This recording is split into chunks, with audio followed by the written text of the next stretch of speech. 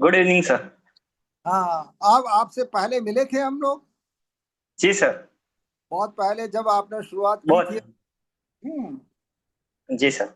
अब आपका house looking smart. आप पहले वो जो है ना उसमें वो हो रहा था, शायद प्लास्टर व्लास्टर का काम हाँ हाँ। बाकी। हाँ सर। जेंटर। सर वो सही है। निर्माणाधीन था। जी सर। हैं, बना नहीं था। हाँ हाँ हाँ हाँ। अब आज तो आप स्मार्ट लग रहे हो बिल्कुल। ये सर कब है आपका इंटरव्यू? मेरे 25 को ही है सर। अच्छा, 25 को। Good good good. 25। हाँ, आप कहाँ बिलोंग करते हैं? बांसवाड़ा? जी सर। Good good. चलिए, आप मैं बहुत सारी आपकी शुभकामनाएं करता हूँ पहले से ही। अच्छा, एक बात बताइए, आपने पूछ पहले बताया था, आई डोंट नो। मैं ये क्वेश्चन रिपीट कर रहा हूँ कि नहीं कर रहा हूँ, आई डोंट नो। लेकिन मैंने आपसे आपने आपकी हॉबीज में लिखा है बागड़ी लोकगीत। हाउ यू विल राइट, मतलब आप किस तरह से जो है इसको जो है प्रोनाउंस करते हैं बागड़ी का? ये अलग है। मैंने एक्चुअली क्या, मुझे इस तरह के लोक संगीत के बारे में ज्यादा इंटरेस्ट नहीं है। इसलिए मैं I don't know about much about this Bagri. लेकिन इसको किस तरह से आप गाते हैं? जी सर। मतलब गीत सुनाना है सर। हाँ, इसका आपने लिखा है ना आपकी हॉबी में कि बागड़ी हाँ। लोक गीत गाने का अपना शौक है आपको। जी सर।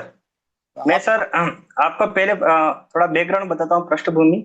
जो गीत हम्म, मैं गाने जा रहा हूँ वो बागड़ के प्रसिद्ध लोक संत माऊजी महाराज द्वारा गाया गया है।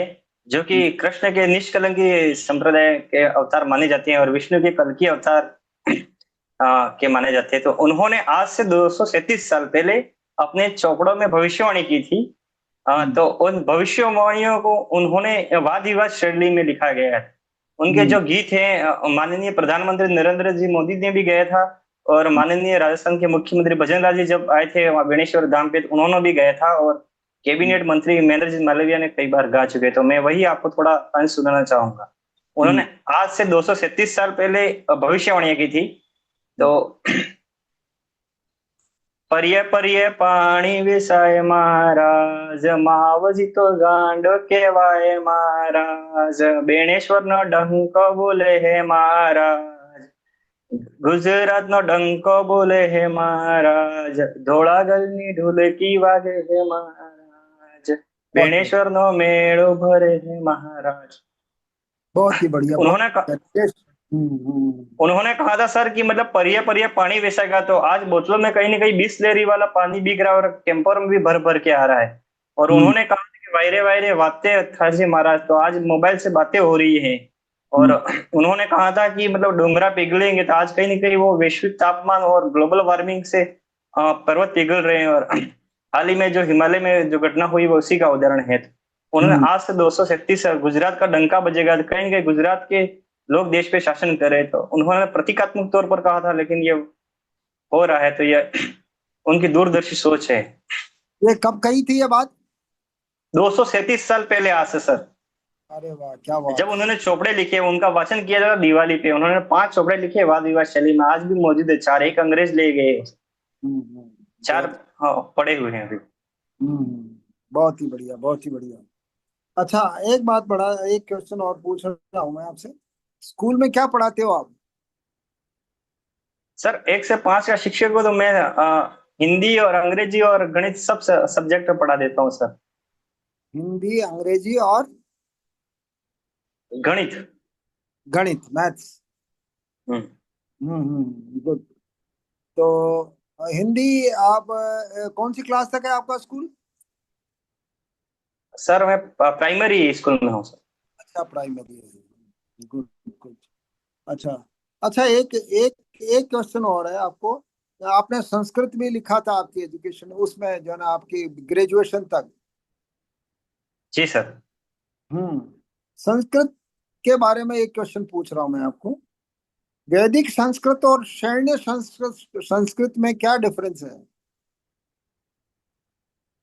वैदिक संस्कृत और सर।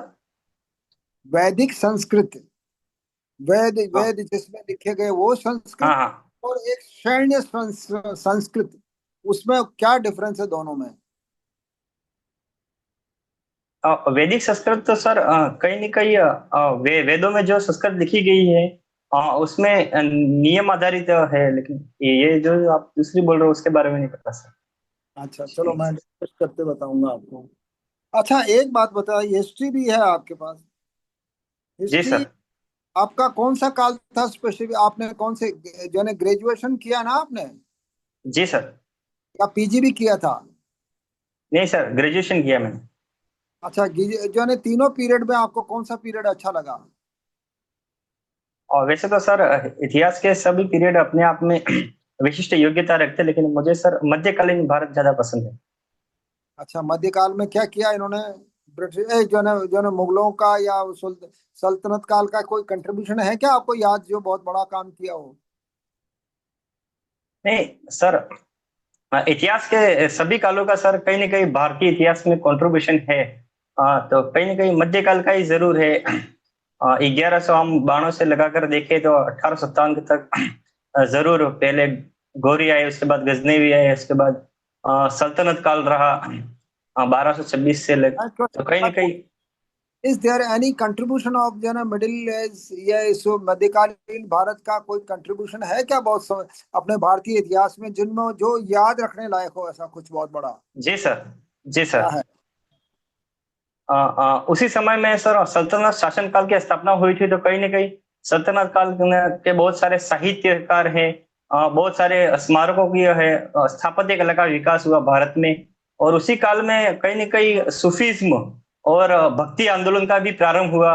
और 200 साल तक महान मुगल शासक रहा। तो उसके साहित्य, संगीत, कला, भारत के सभी रूपों का विकास हुआ, साहित्य, सामाजिक, आर्थिक। उसी काल में भू राजस्व व्यवस्था में भी और वृद्धि हुई। तो कहीं ना कहीं सर योगदान है भारत में। चलिए, मैं डिस्कस करते समय बताऊंगा आपको। एक क्वेश्चन और है। चंद्रगुप्त मौर्य भारतीय इतिहास में सबसे ज्यादा महत्वपूर्ण क्यों है? Chandragupta Maurya, you are hearing? जी सर। चंद्रगुप्त मौर्य का बहुत बड़ा कंट्रीब्यूशन क्या है देश के लिए? जी सर, उन्होंने मौर्य साम्राज्य के सबसे प्रतापी राजा थे चंद्रगुप्त मौर्य। और अ, उन्होंने गणानंद को भी पराजित किया।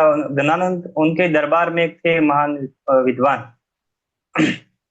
तो और उन्होंने भारत में शासन किया, और उस समय की उनका जो राज्य था वो पूरे भारत में लगभग विस्तृत था। और राजनीतिक, आर्थिक और सामाजिक प्रगति हुई उस समय भारत में। कहीं ना कहीं प्राचीन समय में विभिन्न शासकों द्वारा हुई, लेकिन वो कंपेरेटिव ज्यादा हुई थी उस समय, सामाजिक, हम्म, आर्थिक और राजनीतिक। चलिए, अरुंधति राय के बारे में क्या जानते हो आप? इंग्लिश लिटरेचर भी रही है ना आपके? जी sir.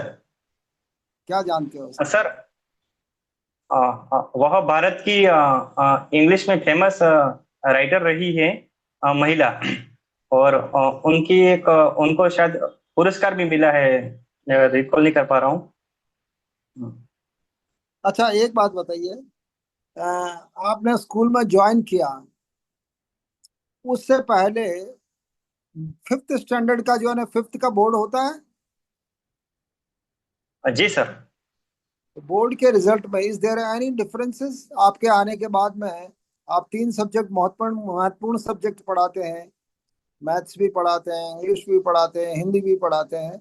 Is there any differences पहले के कंपैरिजन में? आपके आने के बाद कुछ चेंजेज आए हैं? जी सर। क्या जब है? से मैंने ज्वाइन किया सर, मेरे पहले पैरा टीचर थे वहां पर। तो वहाँ के बच्चों में कहीं ना कहीं सर पाठ पढ़ना और अंग्रेजी की स्पेलिंग याद करना।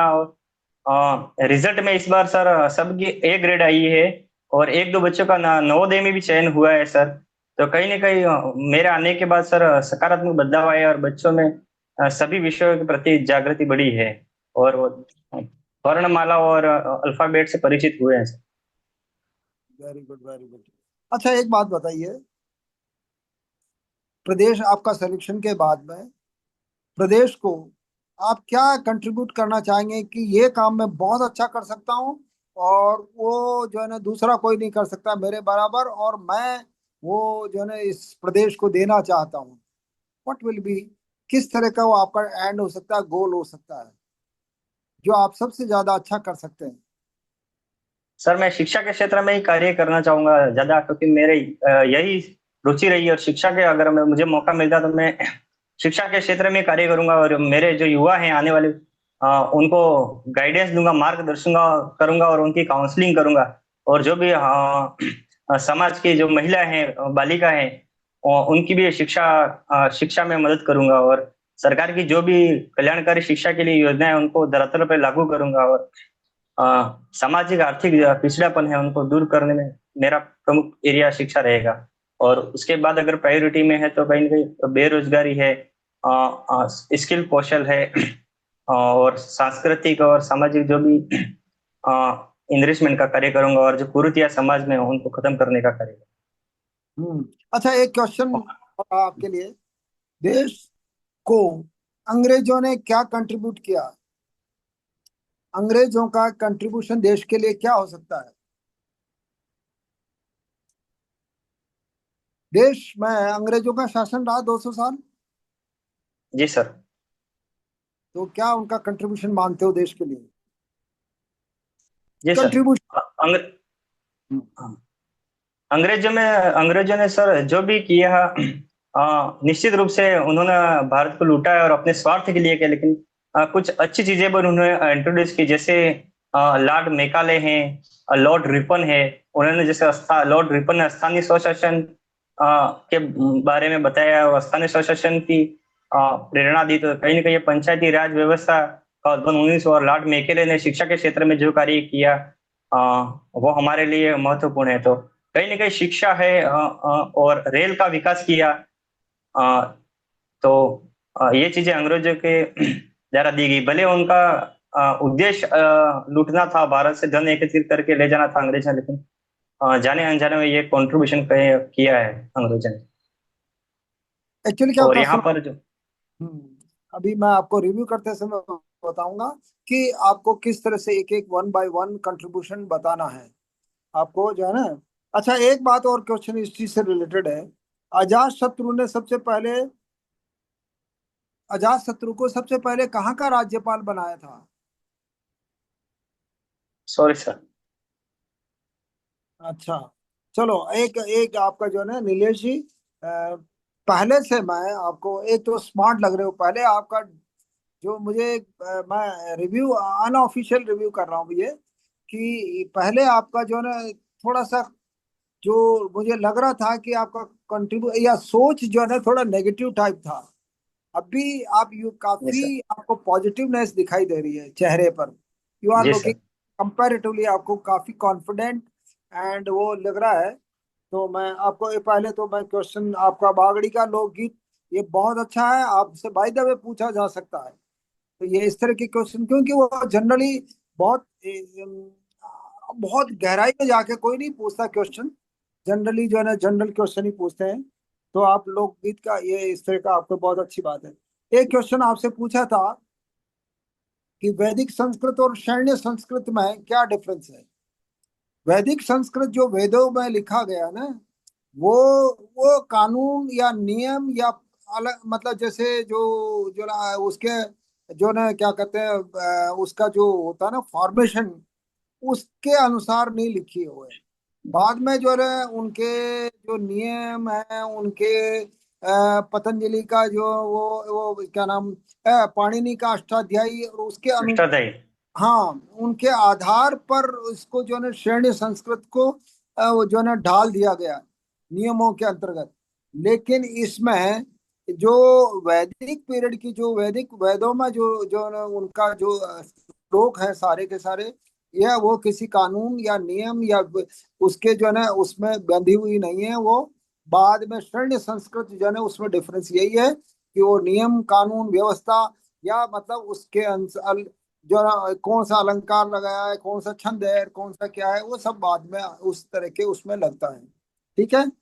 अच्छा, एक क्वेश्चन पूछा था आपसे, क्योंकि वो व्याकरण का नियम डेवलप ही नहीं हुआ था वैदिक पीरियड में, व्याकरण के नियमों को बाद में डेवलप किया, तो उसको सारी की श्रेणी संस्कृत और मैं व्याकरण के नियमों से और नियमों से या उसके जो है ना आपको शोबाजी के लिए उसमें जैसे आपको किस तरह से अच्छा शब्द लिख सकते हो, अच्छा से अच्छा सेंटेंस हो सकता है, वो कोशिश की गई है। एक क्वेश्चन मैंने आपसे पूछा था कि भारतीय इतिहास में कौन सा काल सबसे अच्छा लगता है, तो आपको मिडिल काल नहीं बोलना है, नॉट टू से मिडिल काल, आपने बोल सर देना आपने मुझे मुझे पूछा कि आपके अनुसार, तो मुझे लगता था वो बताया मैंने।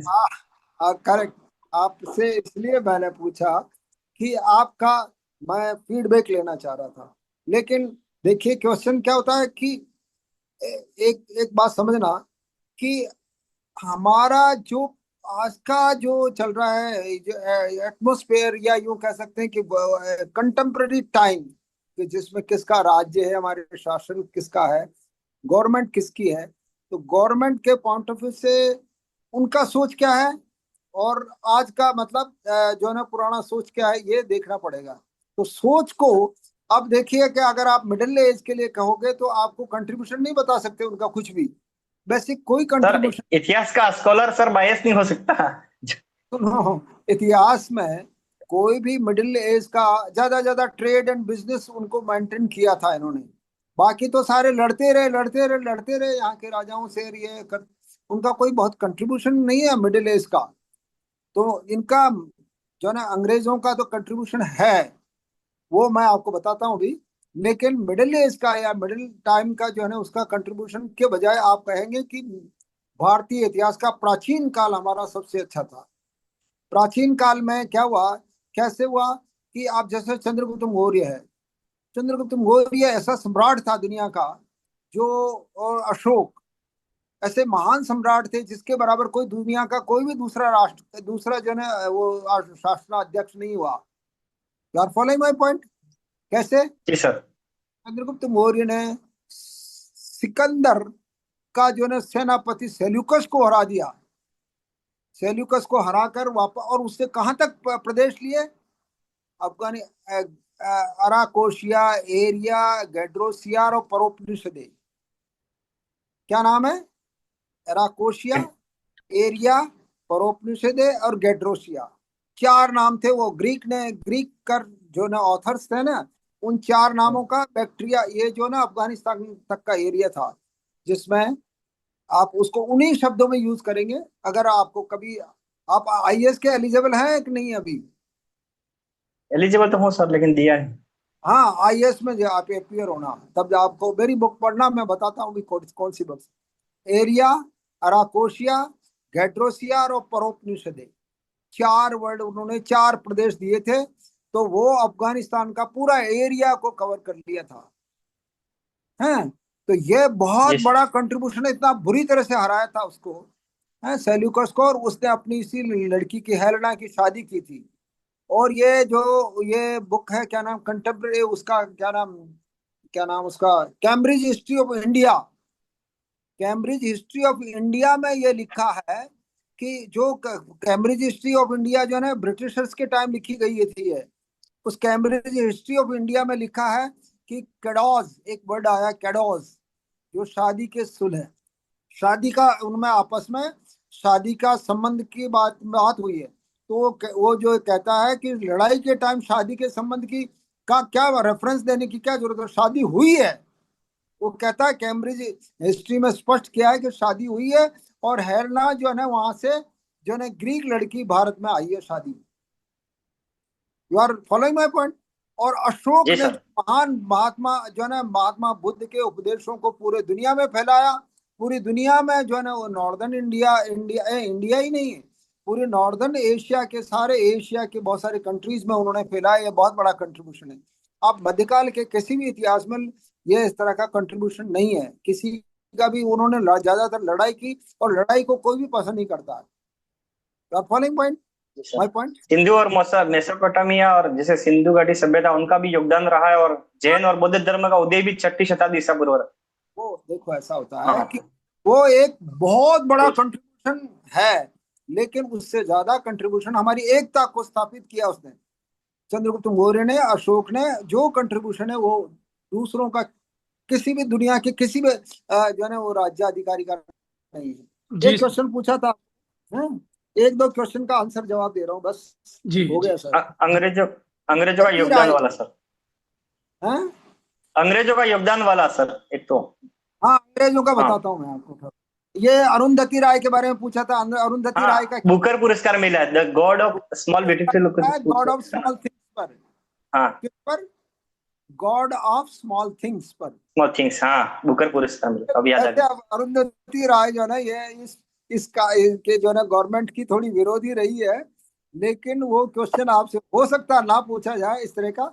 लेकिन अरुंधति, ये नाम याद जरूर रहना चाहिए कि उसको बुकर याद था पुरस्कार। मेरे को लेकिन भूल गया मैं सर, आपने पूछा था वो नाम है? बुक का याद।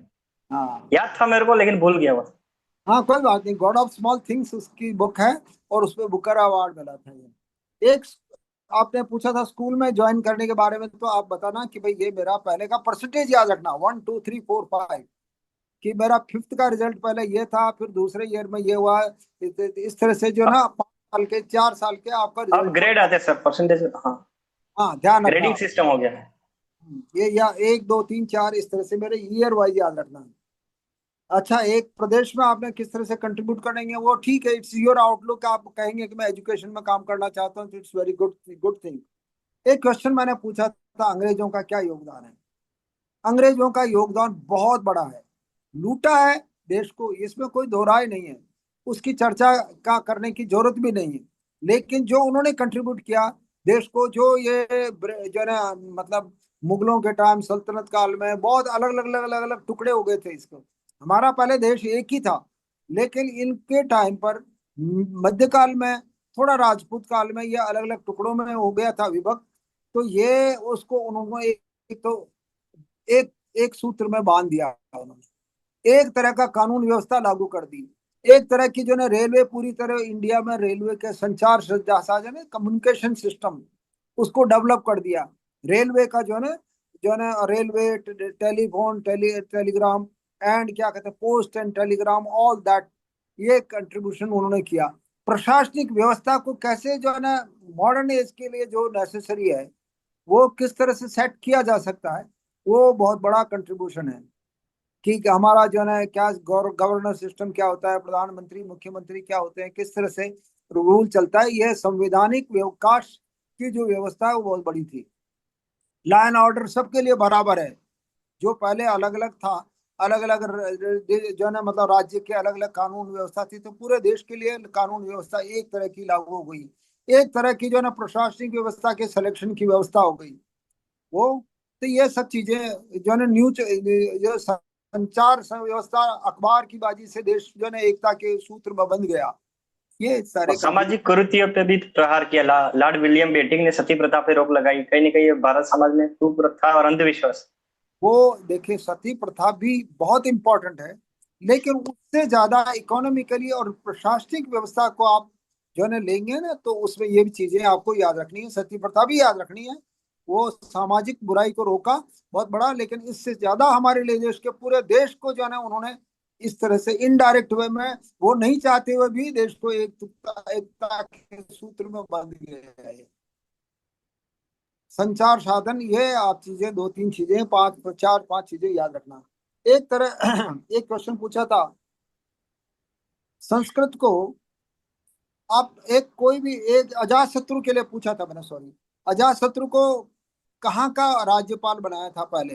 वो चंपायानम कुणिको राजा, चंपा का राज्यपाल बनाया था, जिसको अंग अंग कहते हैं।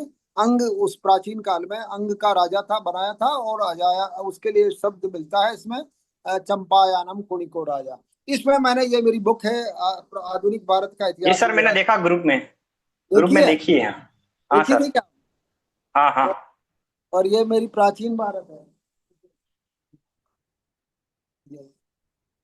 अभी मेरी बुक जो है ना, वो चीफ सेक्रेटरी साहब को मेरी फेसबुक पर डाल रखा है मैंने, देखना आप। हाँ सर, देखा है मैंने, देखा आपकी पोस्ट भी देखी। सुधांशु पंत साहब को मैंने सबमिट की थी है। और मैडम, हाँ देखा था फोटो। हाँ, मंजू राजपाल को मेरी आधुनिक भारत दी थी। और उनको सुधांशु पंत साहब को प्राचीन भारत। और बियॉन्ड द हेडलाइन एक मेरी बुक है, वो नॉवल है, मतलब वो उनको दिया था। चलिए, मैं सबसे बढ़िया खुशी की बात यह लग रही है अभी, नीलेश जी, मैं आपको बहुत सारी शुभकामनाएं देता हूँ। और आपके सोच में जो कंट्रीब्यूशन में जो सोच में जो परिवर्तन आया वो बहुत ही इंपॉर्टेंट है। कभी भी नेगेटिव नहीं सोचना कि हमारा हमारे आदिवासी, अरे आदिवासी हमारे लिए बहुत इंपॉर्टेंट है। मेरी किताब को पढ़ना आप मेरी ठीक है सर। किताब को, प्राचीन भारत को पढ़ना जरूर।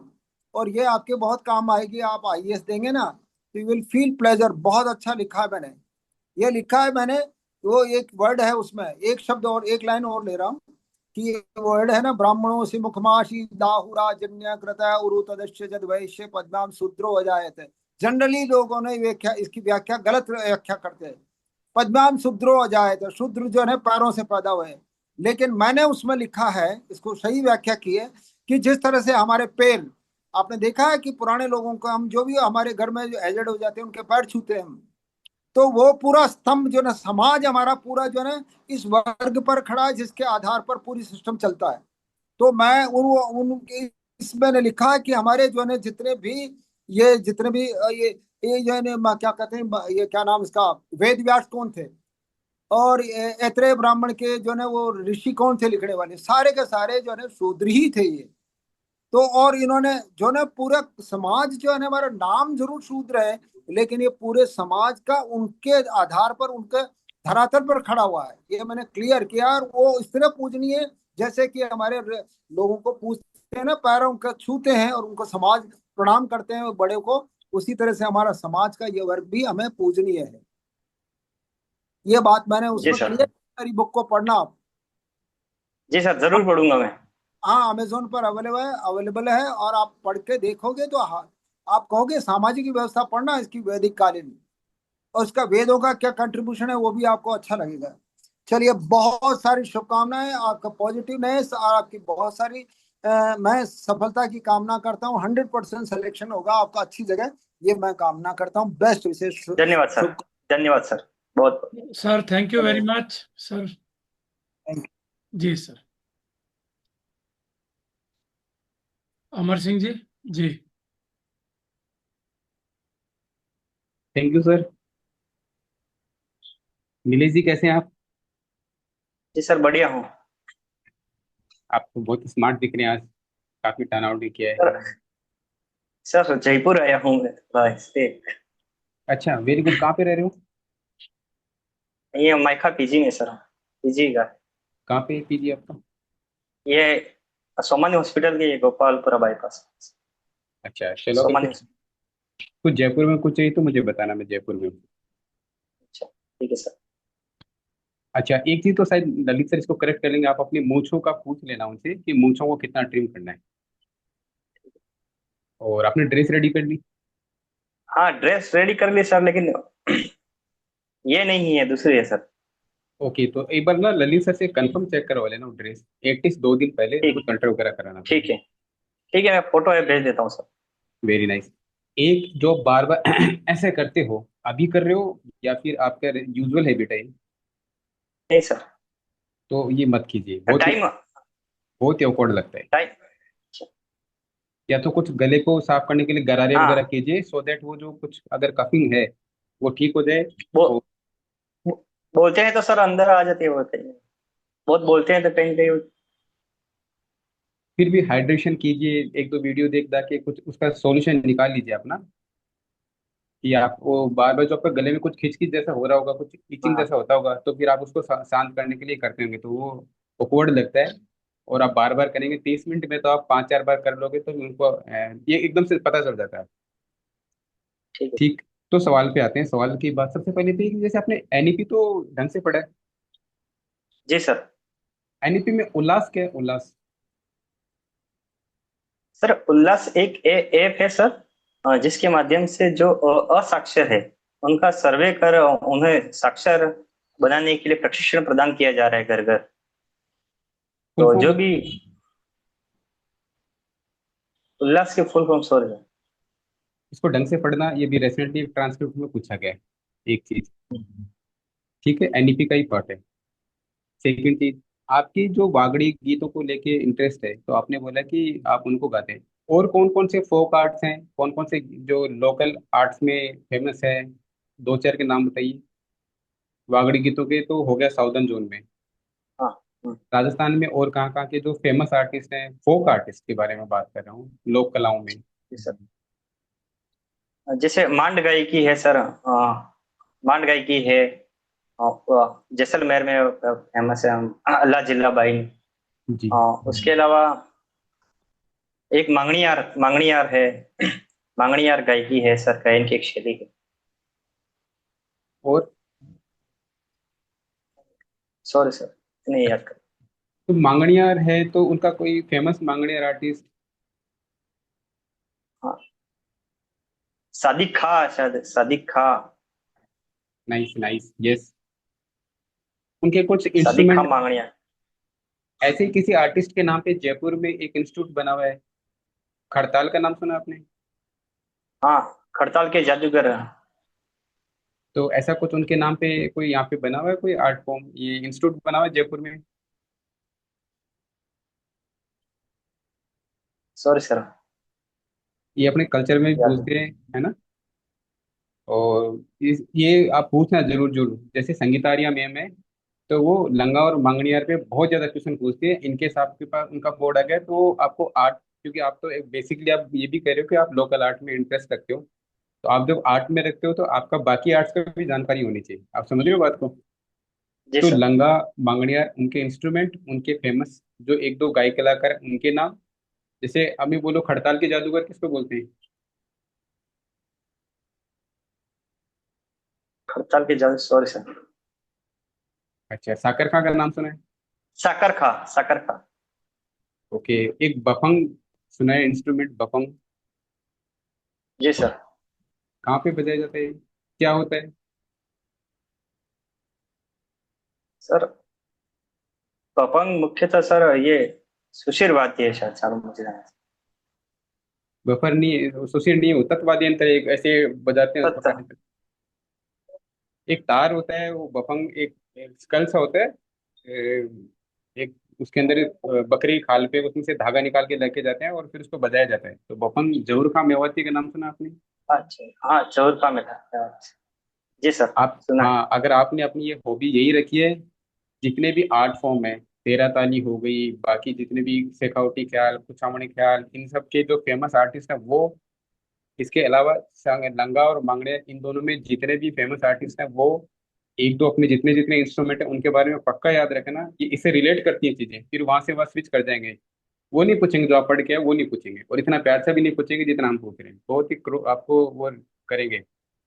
अयूब खान सर आ गए तो और ग्रिल करेंगे, मैं बता रहा हूँ, और केसरी सर आ गए तो आप तैयार रहना इस चीज के लिए, तो आप इस बात के लिए बिल्कुल रेडी रहना। अच्छा, जैसे एक भील प्रदेश की मांग चल रही है आप ही के जोन में, जी सर। तो कौन कौन सा तो एरिया वो लोग मिलाने की कोशिश कर, उसको मिला के बात करें, एक तो ये, दूसरा आप इसको कहाँ तक सही मानते हैं? हाँ जी सर। भील प्रदेश की मांग विभिन्न संगठनों और राजनीतिक दलों और वहाँ के लोगों के द्वारा उठाई गई। तो उनका मानना है कि सर महाराष्ट्र है, गुजरात है, राजस्थान है, उसके कुछ जो आदिवासी बहुल इलाका है, और मध्य प्रदेश है, उनको मिलाकर भील प्रदेश की संकल्पना प्रस्तुत की गई है। ताकि उनको लगता है कि अगर यह राज्य बन जाता है तो कहीं ना कहीं उनकी प्रशासन प्रशासन में बहुत ज्यादा होगी, नेतृत्व मिलेगा उनको। उनकी आर्थिक स्थिति, सामाजिक स्थिति, राजनीतिक स्थिति में प्रभावशाली भूमिका रहेगी। इसलिए उनके द्वारा मांग उठाई जा रही है सर। लेकिन मुझे लगता है कि कहीं ना कहीं सर इस मांग का सरकार को कहीं ना कहीं अध्ययन करना चाहिए, क्योंकि लोकतंत्र है तो कहीं ना कहीं जनता की मांगों का ध्यान में रखना चाहिए। लेकिन इसके पहले ये देखना चाहिए कि ये मांग उठ क्यों रही है, उसके कारणों का निराकरण करना चाहिए। जैसे उनको समाज की मुख्य धारा में शामिल करना चाहिए, वहां पर उनको नेतृत्व प्रदान करना चाहिए, और वहां पर जो सरकार की कल्याणकारी योजना है उनको ज्यादा बढ़ावा देना चाहिए, और प्रभावी इम्प्लीमेंटेशन करना चाहिए। और शासन को कहीं ना कहीं उस क्षेत्र को लेके चलना चाहिए और आदिवासी उत्थान के लिए कार्य करना चाहिए, ताकि इस प्रकार की मांग उठे ही नहीं। और सर जनता से व्यापक विचार विमर्श करके ही किसी मांग को सरकार को स्वीकार करना चाहिए। तो इसका व्यापक विचार विमर्श करके सभी हितधारकों से बात करके जनहित में निर्णय। आपके हिसाब से क्या बनाना चाहिए, क्या ज्यादा करेक्ट सॉल्यूशन तो यही लग रहा है मुझे तो, कि बना दो, एक जगह सब यूनाइटेड रहेंगे तो एक साथ उनकी प्रॉब्लम को एड्रेस करना आसान होगा, सब लोग एक ही जगह सर मिल जाएंगे। सर मुझे इससे ज्यादा अच्छा ये लगता है कि कहीं ना कहीं सरकार को वहां पर प्रभावी क्रियान्वयन करना चाहिए योजना का। और सरकार को जो वहाँ आदिवासी समुदाय के जो लोग हैं वहां पर उनको क्या समस्या है, शासन प्रशासन में उन्हें उचित भागीदारी देनी चाहिए। और उनको शामिल करना चाहिए बजाय कि यह नया राज्य बनाने से। एक पीवीटीजी कॉन्सेप्ट आया था, कब तो इसे डेवलपमेंट जिस हुआ, इसका बैकग्राउंड बताओ। सर पीवीटीजी का sir particular vulnerable tribe group से है। तो जो भी आदिवासी समुदाय में भी जो भी जनजातियां बहुत कमजोर है, उनके न्यायिक उत्थान के लिए है, सामाजिक आर्थिक और उत्थान के लिए किसने यह योजना लाई रिकमेंड गई किया है। था? जी सर। किसने रिकमेंड की थी ये बात, पीवीटीजी कॉन्सेप्ट? सर जनजाति मंत्रालय का जाकर स्टार्ट किसने किया था? पीवीटीजी कॉन्सेप्ट आया कैसे, दिमाग में कैसे आया? Who introduced first? सबसे पहले किसने बताई ये बात कि सॉरी ऐसा सर। करना चाहिए? Sorry sir. अभी कितनी जनजातियां हैं जो पीवीटीजी में?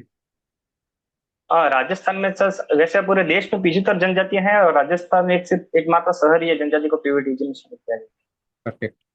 राजस्थान में जो पीवीटीजी के लिए उत्थान के लिए क्या क्या प्रोग्राम किए गए सरकार के, राजस्थान सरकार की तरफ से? है। सर एक तो शहरिया विकास कार्यक्रम चलाया गया है। अ, शहरिया विकास कार्यक्रम चलाया गया है सर।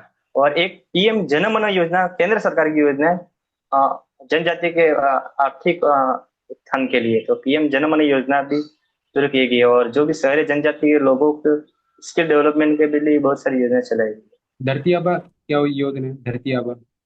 हाँ धरती अम्बा जनजाति उत्कर्ष, इसके तहत गांवों का विकास किया जाएगा सर 500।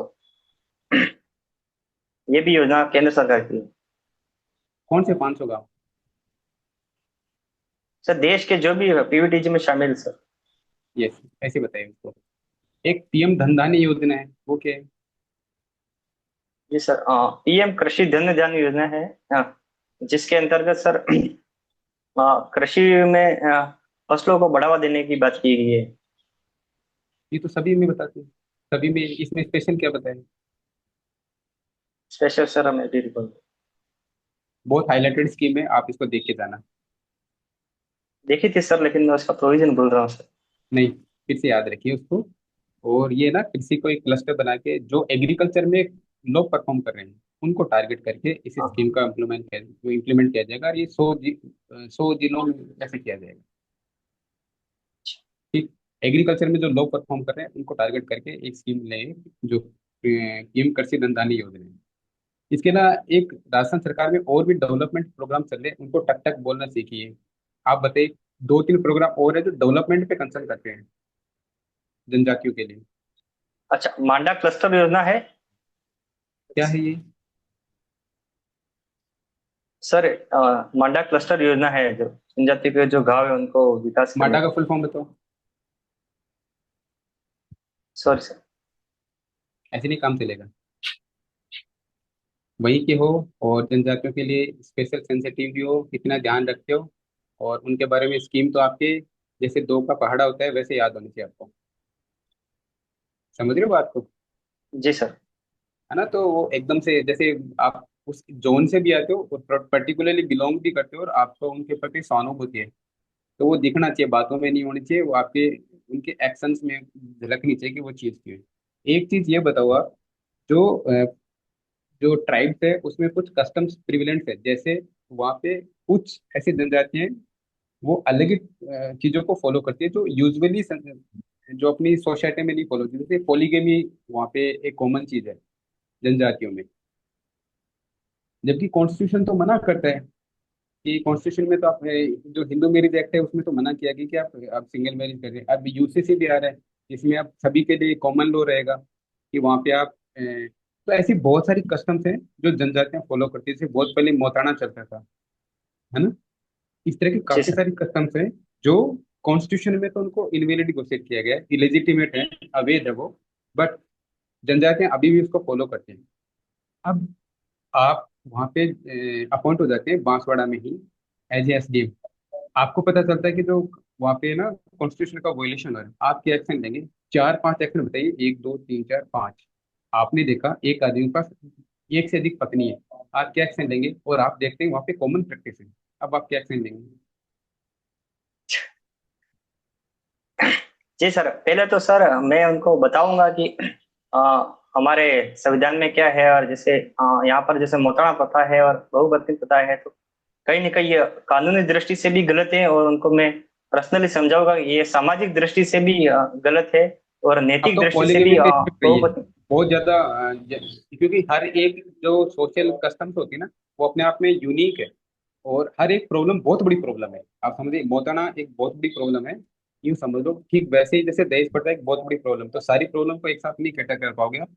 आपको मैं स्ट्रिक्ट कर देता हूँ, पॉलीगेमी का प्रैक्टिस बहुत ज्यादा हो रहा है। अब आप बताइए उस पर, पॉलीगेमी को ध्यान रखें, पॉलीगेमी होता है बहुविवाह, एक आदमी के पास एक से अधिक पत्नियां हैं।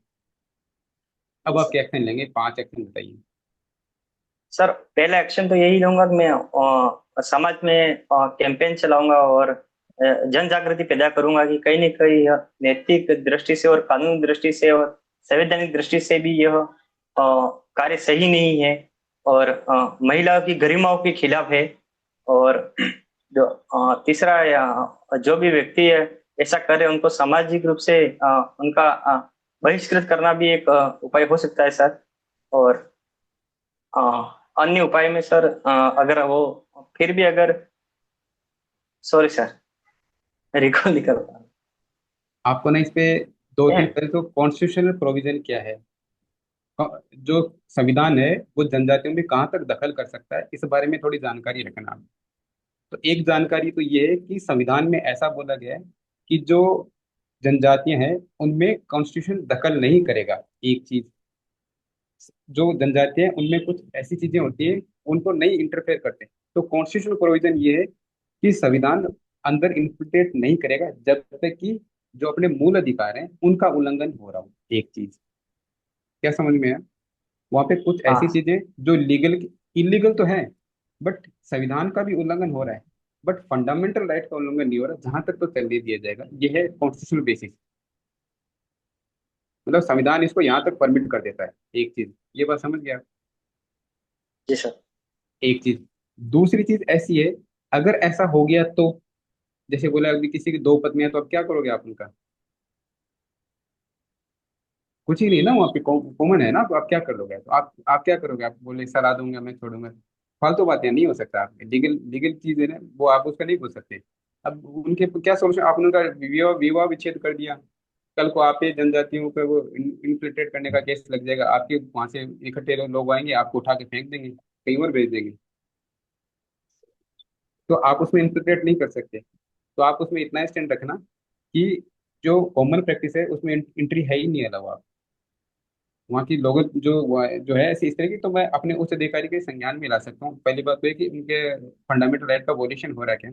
फंडामेंटल राइट का वैसे तो वोलेशन नहीं हो रहा है, बट जो हिंदू में रिजेक्ट है उसका वोलेशन हो रहा है यहाँ पे।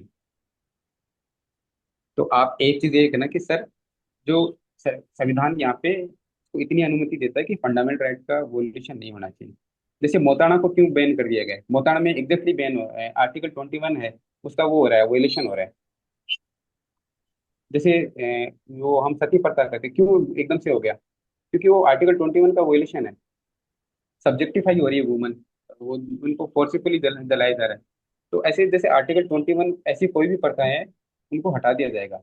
पर जनजातियों के मामले में अभी ये वैलिड है।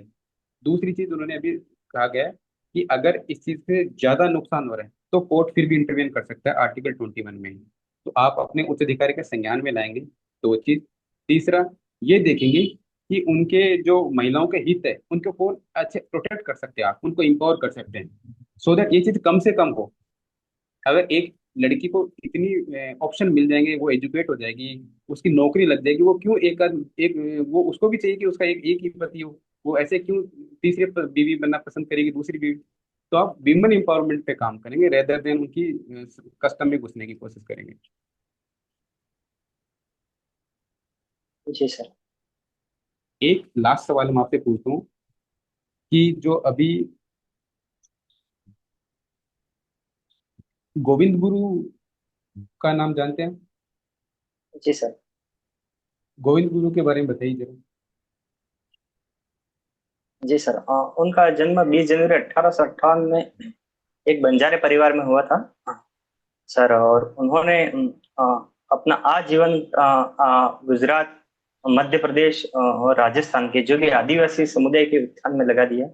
और वहां पर संप सभा की स्थापना की 1905 में। और संप सभा के सिद्धांत के अनुसार उन्होंने भीलों में एकता को स्थापित किया, भाईचारे को बढ़ावा दिया। और दूसरा भगत आंदोलन की शुरुआत की। भगत आंदोलन में जो भी स्वामी दयानंद से प्रेरित होकर उन्होंने भीलों को हिंदू धर्म में ही रहने की कोशिश की। और मांस मदिरा व्यभिचार से दूर रहने का कार्य किया। और अंग्रेजों के जो बेगार और कर के खिलाफ बिगुल बजाया मानगढ़ पहाड़ी पर। और मानगढ़ आंदोलन भी उन्होंने चलाया। और उसके माध्यम से भीलों को संगठित किया और एकता के सूत्र में बांधा। और एक गोविंद गुरु जैसे ही रिफॉर्मर हुए, अभी उनकी 200वीं जयंती मनाई जा रही है, आपको कुछ याद आ रहा है उनके बारे में? केंद्र सरकार काफी फोकस कर रही है इस मामले में कि उनसे मिलते जुलते एक रिफॉर्मर हुए हैं जो शूद्रों के लिए उन्होंने बहुत बड़ा योगदान है उनका। याद कर पा रहे हो ऐसे? जी सर, हिंट दो तुम्हें थोड़ा और। उनकी 200वीं वर्षगांठ अभी मनाई जा रही है, जन्म तिथि में। अ, बिरसा मुंडा भगवान। वो ज्योतिबा फुले के बारे में बात कर रहा था मैं। अच्छा, ज्योतिबा फूले। कहाँ जी के सर, कहाँ के थे? ये महाराष्ट्र के समाज सुधारक थे ज्योतिबा फूले, जिन्होंने महिला शिक्षा के लिए पहला स्कूल खोला था। और महिला शिक्षा के क्षेत्र में अग्रणी कार्य किया था। और समाज में महिला शिक्षा को बढ़ावा देने के लिए कार्य किया था। और महिलाओं की स्कूली शिक्षा की व्यवस्था की और महिलाओं को सशक्त किया था उन्होंने। कई बार अपनी पत्नी को भी उसी कार्य में लगा दिया था। तो कहीं न कहीं उनका योगदान। ऐसी जब बातें करते हो ना तो उसमें ना अगले को मजा नहीं आता। तो आप ना जब ऐसे कोई बातें हो तो अगर आपके पास पॉइंट रिकॉल हो रहे तो ज्यादा अच्छा रहेगा। जैसे आप बोलो कि अगर ज्योतिबा फुले साहब का नाम आए तो दो तीन नाम बहुत ही फेमस नाम उनके साथ में, जैसे सत्य शोधक समाज हो गया, उसकी हाँ, स्थापना की सत्य थी। शोधक समाज के। जैसे आपने पहला पॉइंट बहुत ही अच्छा बोला कि उन्होंने महिला शिक्षा के लिए पहला स्कूल, गर्ल्स स्कूल स्टेब्लिश किया। दूसरा, उन्होंने अपनी वाइफ को एजुकेट किया और वो टीचर बनती है, फर्स्ट फर्स्ट फीमेल टीचर बनती है इंडिया में। इसके अलावा एक गुलामगिरी किताब है जिसमें वो जो ब्राह्मण का जो क्या बोलते हैं, उनका जो कंट्रोल था, प्रभुत्व। हाँ। प्रभुत्व है, उसको उन्होंने चैलेंज किया और सबके सबके लिए समान अधिकारों की वकालत की उन्होंने। तो ये और उन्हीं के आधार पर आर्टिकल 15 मूवी बनी है। आर्टिकल। Good, very good. एक भूरिया समिति है, जी सर। किससे रिलेटेड है थोड़ा सा बताओ। भुरिया बाबा कमेटी सर, उन्होंने पैसा एक्ट को इंट्रोड्यूस किया था। और वेरी। 1996 ऐसा में। है कि कोई पांच प्रोविजन बताओ। जी सर, उसके अंदर पैसा एक्ट के अनुसार एक तो है कि ग्राम सभा को बहुत सारी पावर दी गई है सर। ये सारी ग्राम मत बोलो, सभा ऐसे मत के बोलो। ऐसे जब बोलते हैं ना कि सारी पावर, तो सारी पावर में क्या पावर दे दिया उनको? जुडिशरी की पावर थोड़ी दी उनको। जुडिशरी की पावर तो नहीं है, लेकिन जो अनुसूचित क्षेत्र है वहां पर तो अ, ऐसे बोलो कि जल ज्यादा जंगल पावर। जमीन। हाँ, ऐसे बोलो जल जंगल जमीन, जल जंगल जमीन। ये तीनों पावर्स दिए। अब ऐसे बताओ, ये सारी पावर मत बताओ, एक बेग बातें मत करो, आप एसडीएम बन गए बांसवाड़ा के। तो सर, हाँ, और वहाँ बताओ। ग्राम सभा को सशक्त किया गया है। और गुड। वहां पर जो भी माइनर प्रोडक्ट्स हैं, उन पर ग्राम सभा का अधिकार रहेगा। वहां पर जो आदिवासी है उसकी भूमि को गैर आदिवासी को हस्तांतरित नहीं किया जा सकेगा। और कोई भी जो गुड। विकास की योजना है तो उसका अनुमोदन पंचायत के द्वारा ग्राम सभा के द्वारा किया जाएगा।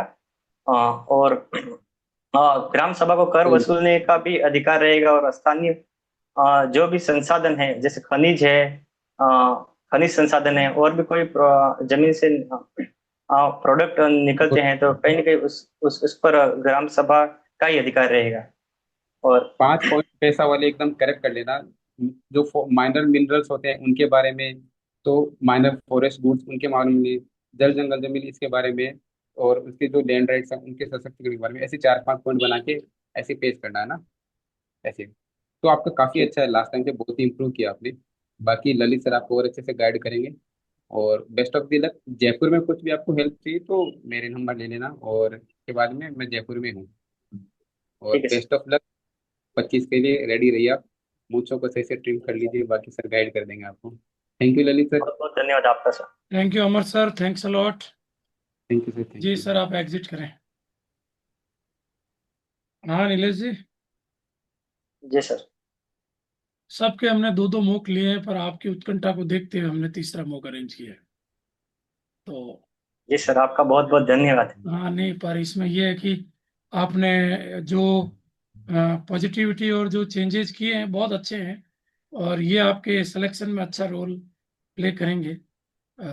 जो पिछली बार जो आप थोड़ा सा उत्तर आधे अधूरे दे रहे थे, इस बार मैं देख रहा हूँ दोनों सर को आपने बहुत अच्छे उत्तर दिए हैं। तो शुरू करते हैं अपन भी, हम लोग भी। तो सबसे पहले ये बताइए कि ट्रम्प और पुतिन की बैठक कहाँ हुई है? अलास्का में हुई है सर ये भी। अलास्का को अमेरिका क्यों, के सबसे बड़े राज्य। जी सर। अलास्का में, अलास्का को क्यों चूज किया गया है? सर ये कहीं न कहीं यहाँ पर जो अंतर्राष्ट्रीय जो क्रिमिनल कोर्ट है, उसका वारंट पुतिन के खिलाफ नहीं जारी हो सकता। हम्म और दूसरा कहीं न कहीं सर ये एक न्यूट्रल जगह है, क्योंकि ये रशिया और यूरोप को, पुतिन को यूरोप से होकर नहीं आना पड़ता था, डायरेक्ट कहीं न कहीं रशिया और अमेरिका की बॉर्डर पे है ये सर। हम्म हम्म और ये कहीं न कहीं और रशिया का ही क्षेत्र रहा है किसी समय में सर। और अलास्का अमेरिका का सबसे बड़ा राज्य है और उसका जो एंकारेज शहर है। बहुत अच्छा उत्तर। अ, ये बताइए कि जनगणना जो हो रही है इस बार, उसका क्या उद्देश्य है? जी सर। 2011 की जनगणना हुई बहुत समय हो गया सर, तो उस समय भारत की सामाजिक आर्थिक राजनीतिक स्थिति में बहुत परिवर्तन आया है। तो हम्म कहीं न कहीं सर जनगणना होगी तो भारत के सामने एक इसमें इस बार जातिगत जनगणना भी होगी तो कहीं न कहीं जातिगत आंकड़े आएंगे और भारत की सामाजिक आर्थिक नए डाटा जाएंगे, जिससे आधार पर हम कल्याणकारी योजनाओं का निर्माण कर सकते हैं और समाज के जो भी वंचित पिछड़े महिलाएं हैं या उनके खिलाफ बेहतर रणनीतियां और प्लानिंग कर सकते हैं, ताकि उनका गुड, जीवन उन्नयन हो। बहुत अच्छा। अच्छा ये बताइए कि ऑपरेशन सिंदूर से भारत ने विश्व को क्या संदेश दिया है? जी सर। ऑपरेशन सिंदूर से भारत ने विश्व को संदेश दिया गया है कि भारत अपने हितों का रक्षा करने में सक्षम है हम्म और वह किसी भी प्रकार से किसी भी देश के या महाशक्ति सुपर पावर का कहीं न कहीं अखाड़ा या केंद्र नहीं है। अ, और भारत अपने हितों की रक्षा करने में स्वयं सक्षम है। हम्म और आतंकवाद के खिलाफ भारत की कहीं न कहीं नो टॉलरेंस की नीति है। तो भारत के खिलाफ जो भी आतंकवादी गतिविधियां हैं उनको सहेगा नहीं और उनका मुंह तोड़ जवाब करेगा, और भारत अपनी रक्षा में हर वो कदम उठाएगा जिससे इस देश की आंतरिक सुरक्षा सुनिश्चित होती है। और तो हम्म इसको ये संदेश दिया कि भारत अब नॉन अलाइनमेंट से मल्टी अलाइनमेंट की तरफ बढ़ रहा है और भारत स्वयं अपने हितों की रक्षा करने में समर्थ गुड है। गुड। और बस इसमें देखो उत्तर को थोड़ा संतुलित रखना, मुश्किल से 3 या 4 पॉइंट बनाइए, पॉइंट नंबर 1 2 3 4, बस। बहुत ज्यादा जी डिटेल सर। में पैरा फॉर्म में उत्तर नहीं देना है। पॉइंट आउट करिए और शॉर्ट में, मतलब बड़े उत्तर नहीं हो, उत्तर शॉर्ट अच्छा। मतलब एवरेज हो, शॉर्ट संतुलित, बुलेट पर। संतुलित उत्तर हो। अच्छा, अहमदाबाद विमान हादसे के बारे में बताइए। जी सर। यह पहला तो सर यह देश का एक बहुत बड़ी दुर्घटना हुई थी विमान हादसे में। हम्म यह कहीं न कहीं बहुत से लोगों की जान चली गई उस हादसे में। हम्म तो अ, तो कहीं न कहीं ये हमारे लिए ये दुखद जहाज घटना का है। क्या नाम था?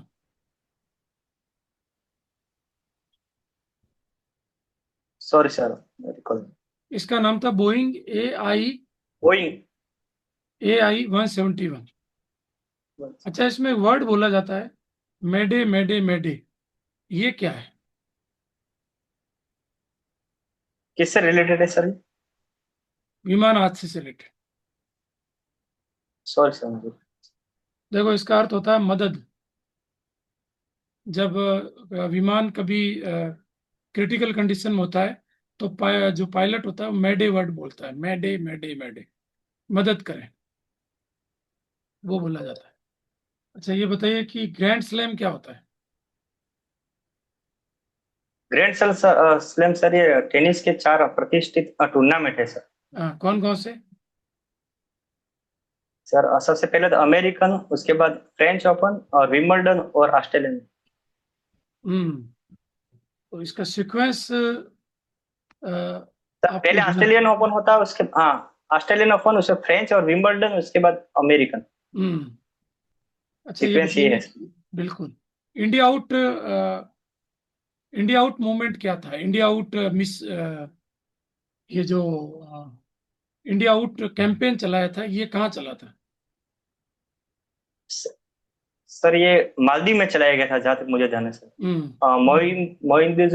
मोइजू की सरकार थी मिजू ने इंडिया, तो कहीं ना चलाया, कहीं। राइट, हाँ गुड। हाँ।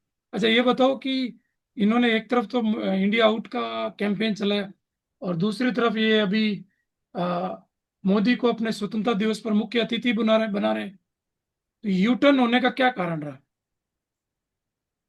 कहीं ना कहीं सर ये भारत की कहीं ना कहीं ये विश्व स्तर पर जिस तरह से साख बढ़ रही है, हम तीसरी अर्थव्यवस्था बनने की ओर अग्रसर हैं। हम्म। और और मोदी जी की भी कहीं ना कहीं विश्व स्तर पर जिस प्रकार की प्रसिद्धि है, तो उन हिसाब से उनका जो स्टैंड है वो बदला है भारत के प्रति।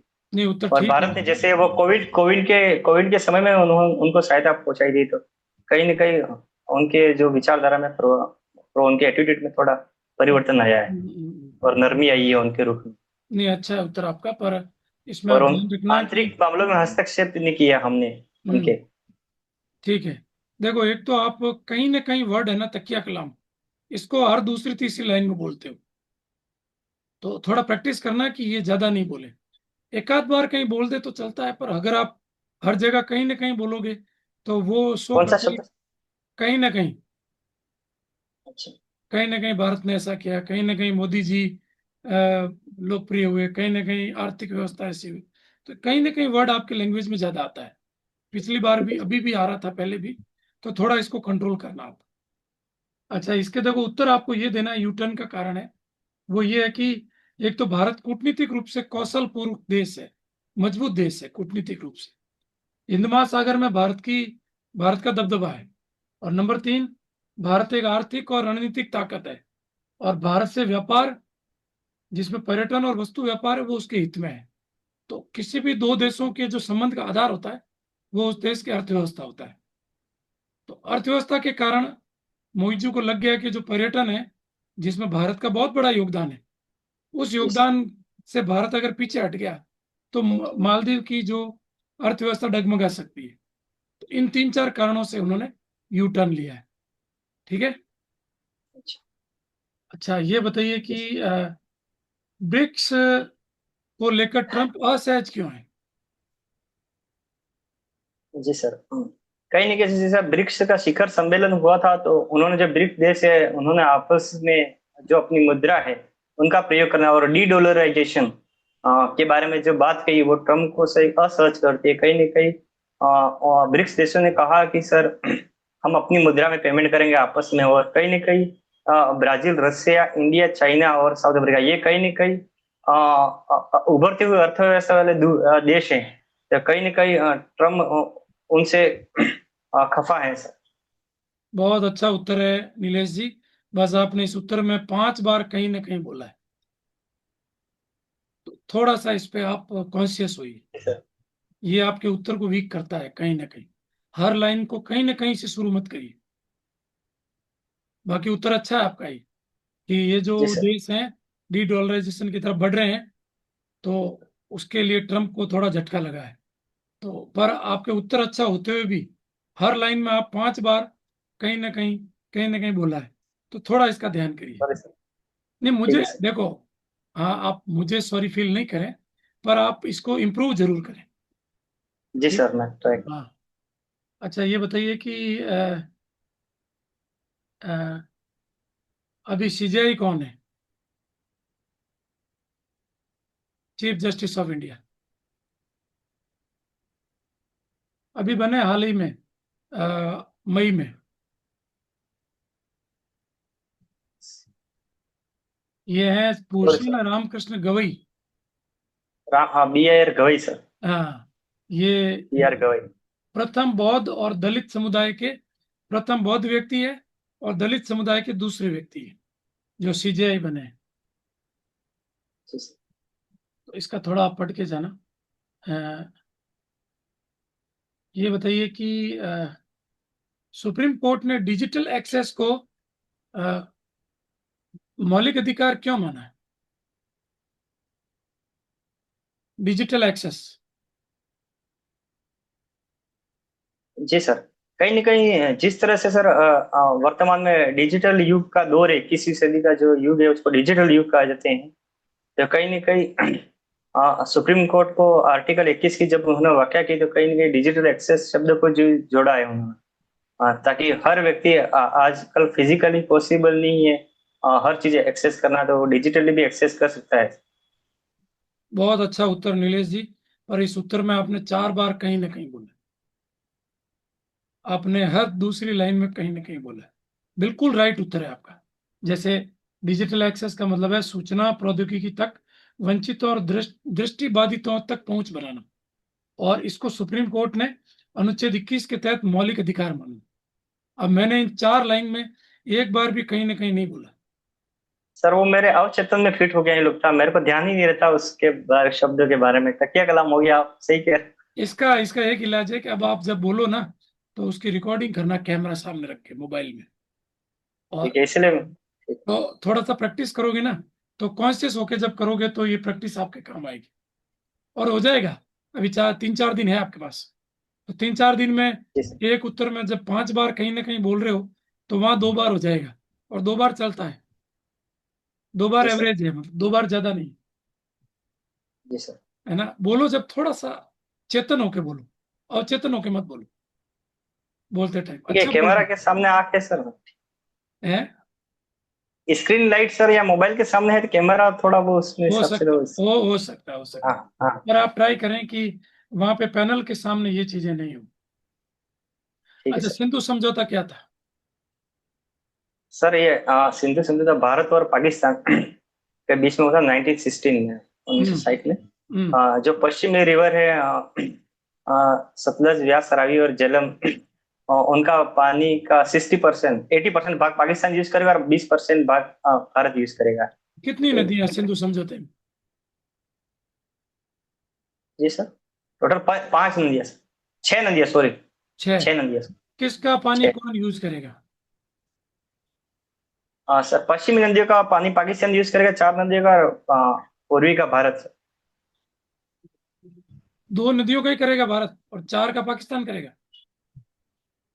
जी सर। देखो इसका फॉर्मूला है JCRVS। सिंधु प्लस, लिख लो आप कॉपी में, JCRVS।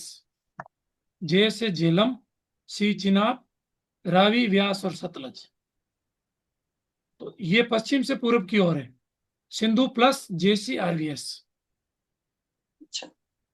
तो पश्चिम वाली 3 नदियां होगी सिंधु, JC, झेलम, चिनाब। 3 तो चलेगी पाकिस्तान के लिए, उसका 80% हाँ। यूज करता था पाकिस्तान। और RVS मतलब रावी, व्यास, सतलज, इनका 80% यूज करता था भारत। और अब चूंकि सिंधु समझौता रद्द हो गया है तो भारत पूरे पानी का यूज करेगा। अब ये बताओ कि इससे भारत को लाभ क्या है? सिंधु समझौता रद्द जी होने सर। से सिंधु समझौता रद्द होने से भारत को क्या लाभ है? जी सर, एक तो ये लाभ है कि सर यहाँ की जो हाइड्रोपोनिक परियोजना है और नदियों नदियों को रोककर हम बहुउद्देश्य परियोजना, सिंचाई, गुड मत्स्य है, गुड। खेती के रूप में, पहला और हो गया बिजली सेकंड इससे परियोजना। हम, हाँ, बिजली परियोजना, और दूसरा हो गया सर सिंचाई। सिंचाई गुड, के लिए हम उस पानी का उपयोग कर सकते हैं। ठीक है। और और तीसरा सर जल प्रबंधन और जल प्रबंधन और जल संरक्षण कर सकते हैं सर, और जल का प्रबंधन भी कर सकते हैं। इसमें आपने एक और इंपॉर्टेंट चीज छोड़ दी। सबसे पहले हम पानी पीते हैं, जी सर, तो पेयजल पेयजल बिल। सबसे जरूरी, पेयजल, देन एग्रीकल्चर मतलब सिंचाई, देन बिजली। पहले पिएंगे पानी, जिंदे रहेंगे तब तो काम आएगी। नहीं तो आप जी सर। बिजली तो बना लोगे और कृषि भी उगा लोगे, पी नहीं रहे हो। तो पेयजल सबसे इंपॉर्टेंट पॉइंट हो जाता है ना। इसको इस क्रम में बोलना है, पेयजल, सिंचाई और बिजली, हाइड्रो प्रोजेक्ट। पॉइंट अच्छे हैं आपके, बस पेयजल छोड़ दिया था। अच्छा ये बताओ कि शिमला समझौता क्या है? शिमला समझौता सर प्रधानमंत्री इंदिरा गांधी और पाकिस्तान के भुट्टो द्वारा किया गया था। हम्म। पाकिस्तान के प्रधानमंत्री कब? जिस 1965 में सर, 72 में था। 1972 में सर। हाँ, अब इसके प्रमुख 3 शर्तें बता दीजिए। और भारत किसी भी अन्य देश की मध्यस्थता स्वीकार नहीं करेगा। गुड।